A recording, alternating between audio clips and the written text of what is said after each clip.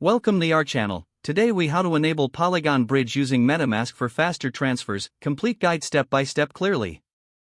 To enable the Polygon bridge using MetaMask for faster transfers, first, ensure you have MetaMask installed in your web browser. Open your MetaMask wallet and log in with your credentials. Make sure your MetaMask is set to the Ethereum mainnet. Click on the network selection dropdown at the top of the MetaMask interface. From this dropdown, choose the option to add a new network. In the new network settings, enter the following details for the Polygon network. For the network name, type Polygon mainnet. For the new RPC URL, input https://rpc. Next, visit the official Polygon Bridge website. Connect your MetaMask wallet to the Polygon Bridge by clicking on the Connect Wallet button. Select MetaMask from the list of options. A pop-up will appear in your MetaMask, approve the connection. You will now see the Polygon Bridge interface. To transfer assets, select the asset you want to bridge from Ethereum to Polygon. Enter the amount you wish to transfer. Click on the Transfer button.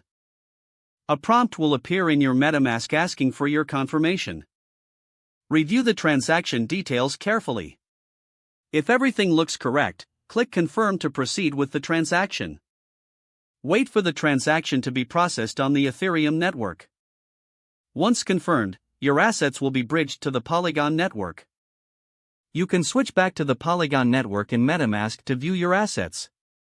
Now, you're ready to enjoy faster transfers on the Polygon network. If the page does not load, refresh the browser or try again in a private or incognito window.